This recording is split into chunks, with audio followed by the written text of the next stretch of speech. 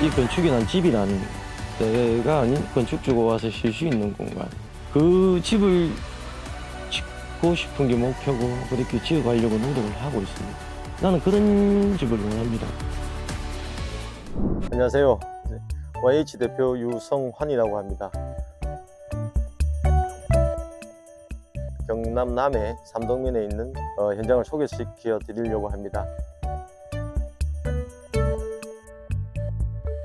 1층에 13평, 2층에 5평, 합쳐서 다 18평. 한번 보실까요?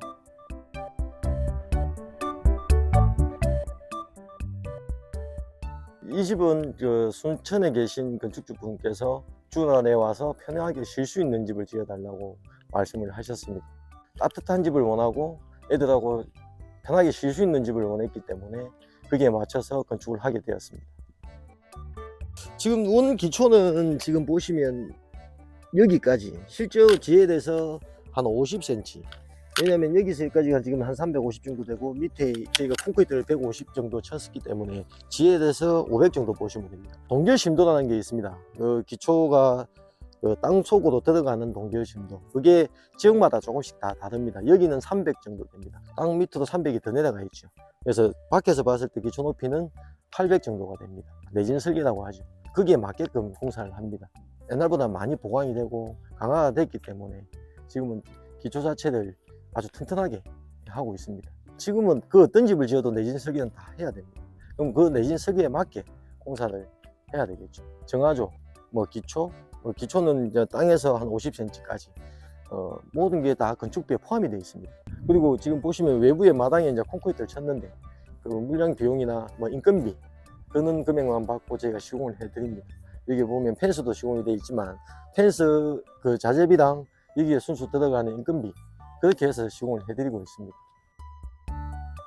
자재는 외장은 세라믹 사이딩을 썼고요. 보시면 세라믹이라는 게 이제 발수 코팅이 되어 있어서 비가 왔을 때나 이런 먼지들 좀 씻겨 나가니까 좀 관리하기가 편해서 이걸 자주 쓰고 있습니다. 그리고 창은 독일 레하우 창호 3중 창호를 씁니다. 이렇게 유리 두께가 47mm라서 단열이나 기밀이나 제 생각에는 훨씬 낫다고 생각을 해서 이 창을 쓰고 있습니다. 물론 금액은 조금 더 비싸지만 목조주택은 통풍이 안 되면 문제가 되기 때문에 처마에 다 통풍이 되게끔 작업을 하고요. 그리고 물받이는 비가 올 때 폭포수처럼 기아에서 떨어지는 물을 방지하는 것도 있지만 태풍이 오거나 바람이 세게 불 때 기아들 안 날아가게 잘 잡아줄 수 있기 때문에 저는 시공을 다 하고 있습니다. 저희가 이제 이 세라믹 사이딩을 시공을 하기 전에 하우스 랩이라고 합니다. 방습지죠. 저희가 쓰는 타이백은 외단열 값이 있는 알포나 알프엑스 그거를 시공을 합니다. 금액 부분은 일반 타이백보다는 두세 배가 비쌉니다. 근데 그걸 쓰는 이유는 단열을 한 번 더 하기 위해서, 정말 따뜻한 집을 짓기 위해서 그렇게 시공을 하고 있습니다. 이 벽 두께가 2x6라 해가지고 140짜리를 쓰고 있습니다. 합판 석고까지 치고 외장까지 하면 한 200 정도가 됩니다. 남부지방에서는 나 등급을 쓰면 돼요. 근데 저는 여기에서는 모든 단열재는 나 등급을 썼습니다. 한 단계 좀 더 높은 걸 시공을 해드렸거든요. 그래 해야 이제 단열 효과나 그리고 좀 더 따뜻한 집이 되기 위해서 그렇게 사용을 하고 있고요. 지붕은 일본 기와, 오지 기와라고 합니다. 지붕을 시공을 할 때도 원루프다 따뜻한 지붕이라고 얘기를 하는데 이게 습이 안 생기게 하기 위해서 하는 게 원루프입니다. 이 처마로 들어간 공기가 청정 안에서 도는 게 아니라 레프트 벤트를 통해서 저 위에 벤트 뚫고 놓은 쪽으로 통풍이 되게끔 그렇게 작업을 하기 때문에 원루프 효과를 다 내고 있는 겁니다. 그거의 효과라는 게 공기 순환을 잘해서 지붕에 결로가 안 생기게 하는 게 원루프입니다. 왜냐하면 인슐레이션이 물을 머금으면 단열 효과가 한 80% 빠진다 보시면 돼요. 그래서 안 먹게 하는 게 최고 잘하는 거라고 보시면 됩니다. 데크는 저희가 이 집의 평균 10% 정도는 서비스를 해드리고 있습니다. 나머지는 그 금액을 받고요. 초창기에는 다 나무로 시공을 했습니다. 저희도. 근데 관리를 워낙 안 되다 보니까 썩기도 하고, 아무리 방부목이지만 시간이 지나면 썩습니다. 안 썩을 수가 없어요. 그거는 나무기 때문에 지금은 다 돌로 시공을 하고 있습니다. 이 문은 지금 보시면 일반 방화문하고는 틀리게 많이 두껍습니다. 제일 두꺼운 문입니다. 얘가 75mm입니다. 이게 일반 우리가 방화문은 38mm죠. 그래서 두께 차이가 많이 납니다. 단열 효과도 더 헐등해서 이 문을 쓰고 있습니다. 들어가 보실까요? 여기 보시면 자, 중문은 자동문으로 다 시공을 해 드립니다. 그냥 제가 짓는 집은 다 자동문으로 지금 이렇게 시공을 해 드리고 있습니다. 원래 이 현관은 여기는 타일이 아니었습니다. 근데 제가 전체를 다 타일로 시공을 해 드렸습니다. 이게 애들이 손을 대거나 밖에서 놀다가 들어오면 벽지나 이런 걸 하게 되면 지저분해지기 때문에 그래서 타일로 그냥 시공을 다 해 드렸습니다. 이게 뭐 추가를 더 달라고 하지는 안 하고 제가 해 드려야 되기 때문에 그냥 이렇게 해 드렸습니다.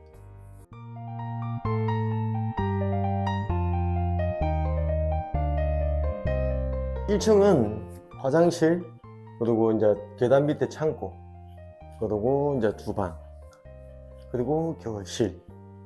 1층에 방 하나랑 다용도실로 구성이 되어 있습니다. 워낙 평수가 작다 보니까요, 이게 1층에 13평 정도밖에 되지 않기 때문에 공간 활용을 조금 더 하기 위해서 노력을 했습니다. 여기는 건축주께서 건창을 내어달라고 해서 밖을 보고 하고 싶다고 해서 여기에 이런 고정창을 시공을 하게 되었고요. 밑에는 이렇게 수납장으로,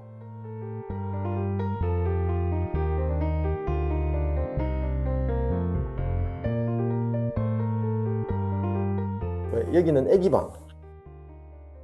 애기가 이제 와서 놀 수 있고 자그마지만 이렇게 만들어 드렸습니다. 여기도 마찬가지로 이렇게 위에 간접 조명이나 이런 걸 다 설치를 해 드렸고요. 그리고 이제 여기 애기방에서 나오면 맞은편에 이게 다용도실이 있습니다. 얘들 같은 경우는 공간 활용을 하기 위해서 포켓도어로 설치를 해 드렸습니다.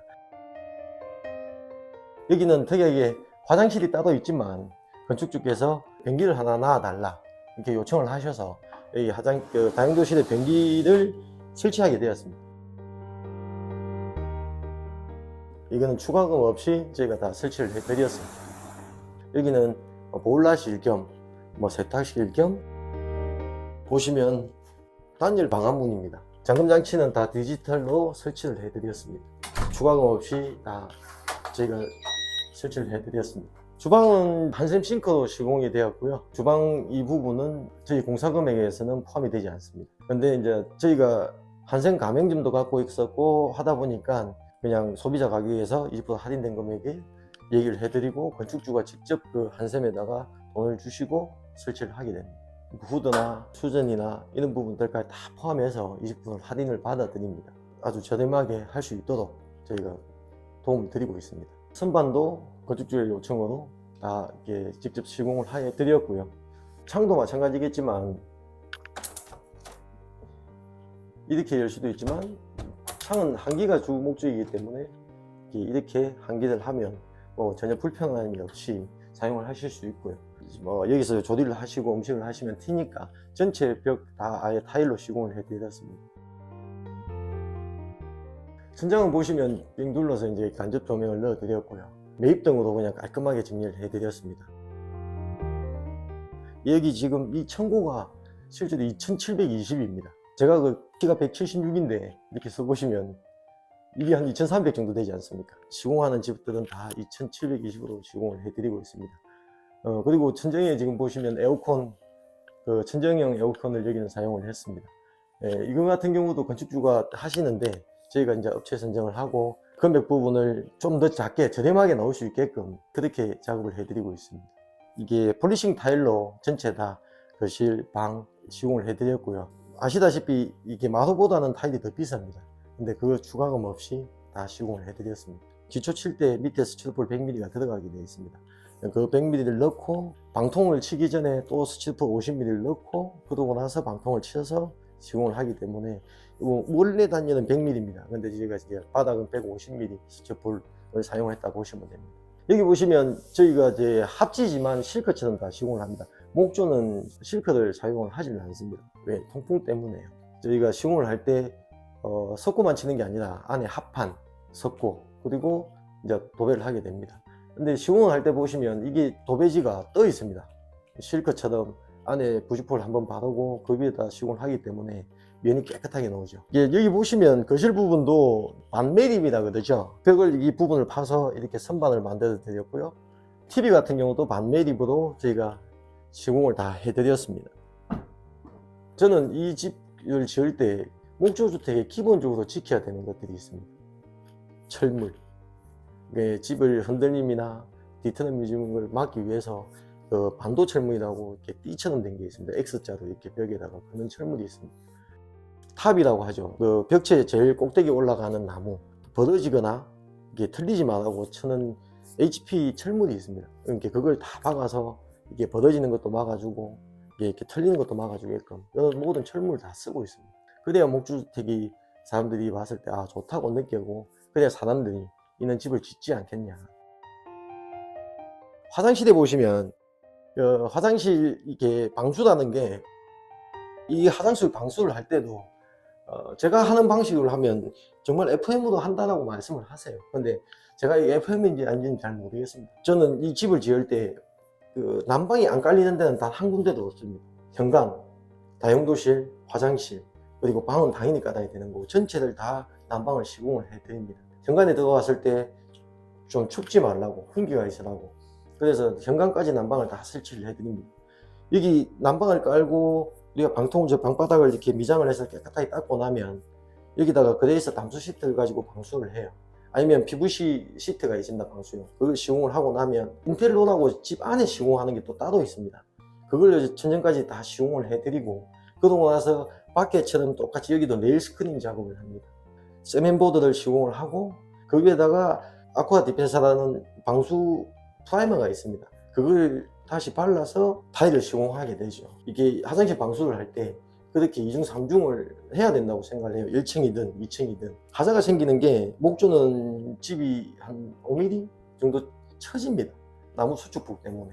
그걸로 인해서 이 타일이 이렇게 배가 불러서 밖으로 튀어나오게 되어 있습니다. 그러니까 그걸 방지하기 위해서 그렇게 시공을 하고 있고요. 여기 보시면 매립으로 선반을 이렇게 시공을 해드렸습니다. 세면보드를 쳐서 작업을 하는 게 아니라 쇠를 가지고 이렇게 상자를 만들어 와서 이 벽 뒤에 단열재를 넣어놓고 그걸 매립을 해서 얘를 시공을 하게 되어 있습니다. 그래서 여기에 뭐 누수가 생기거나 그럴 일은 전혀 없죠. 화장실은 이게 그냥 기본이라고 생각하시면 됩니다.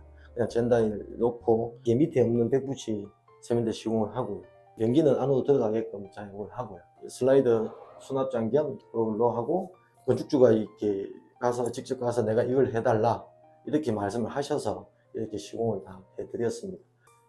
이 문도 마찬가지로 건축주께서 다 원하신 문, 영림도로 시공을 해드렸습니다. 계단 밑에 창고는 공간 활용을 좀 더 하기 위해서 이렇게 만들어서 청소기나 뭐 이런 걸 넣을 수 있게끔 작업을 해드렸습니다. 키가 그리 작지 않으니까 이 정도 공간이면 충분히 사용을 하시고 많은 걸 넣을 수 있지 않겠습니까? 이 안에까지 다 저희가 공간을 다 살려드렸기 때문에 충분히 뭐 하실 수 있지 않나. 계단은 고무나무 집습판 38mm로 시공을 마감을 해드렸고요. 여기 계단에 올라갈 때 밑에 조명 이렇게 볼 수 있게끔 분위기가 날 수 있게끔 조명을 다 설치를 해드렸습니다. 이게 이쪽에 올라가다 보시면 계단창은 채광 때문에 조금 더 크게 설치를 해드렸습니다. 2층으로 한번 가보시죠. 이 2층에 이제 좀 전에 말씀드렸던 창호 마주보게 이렇게 한기가 되어 문도 열리고 한기가 되고, 그리고 2층 같은 경우는 5평 밖에 되지 않기 때문에 올라오는 계단 그리고 방 이렇게 구성이 되어 있습니다. 건축주가 요구하신 게 아니라 제가 그냥 이렇게 전체 한 벽을 다 창호로 해드렸습니다. 작다 보니까 조금 답답함이 있을 것 같아서 이렇게 전체로 다 창을 시공을 해드렸습니다. 이게 기준이 지금 중부 1지역이 1.2입니다. 여기는 1.8이에요. 기준이. 근데 얘는 0.8이에요. 이게 월등히 좋다는 얘기겠죠. 그래서 이 창호를 쓰게 됩니다. 결국은 단열이나 뭐 들어오는 바람, 기밀 때문에 저는 이 창을 선호를 하고 있습니다. 이제 여기도 창을 하나 더 만들어서 이렇게. 건축주께서 이제 천정을 안 하시고 에어컨은 이제 벽걸이를 하신다 해서 벽걸이로 시공을 하게 되었고요. 방마다 이게 온도 조절기가 다 있습니다. 이게 각방 온도 시스템이라고 하거든요. 이게는 저희가 이제 기본으로 다 설치를 다 해드립니다. 오늘 보셨던 이 집이 저희가 이제 시공을 해드린 집이 1층에 13평, 2층에 5평 이렇게 해서 부대 시설이나 정화조나 뭐 데크 한 2평 그리고 전체 다 해서 금액은 1억 800만 원입니다. 이 건축을 하기 시작한 거는 실제로 이제 한 32년 정도 됐습니다. 저는 원래 이렇게 건축을 하는 사람이 아니라 기와를 있는 사람이었습니다. 문화재도 가지고 있고요. 근데 제가 26살 때 내 집을 지으니까 주위 사람들이 집을 지어달라고 해서 업자가 된 겁니다. 그때부터 지금까지 많은 집들을 지었고 그때를 비교하면 지금은 많은 건축비가 올라갔죠. 이 집이 뭐 1억 800인데 어떻게 보면 많은 돈일 수도 있고 어떻게 보면 작은 돈일 수도 있지만 좀 더 좋은 자재를 쓰고 이 집에 맞는 걸 쓸 수 있기 때문에 저는 이렇게 시공을 합니다. 하자가 안 나고 좀 더 따뜻한 집을 하기 위해서 저희 YH들 많이 관심 가져주시고 많이 찾아봐 주셨으면 감사하겠습니다.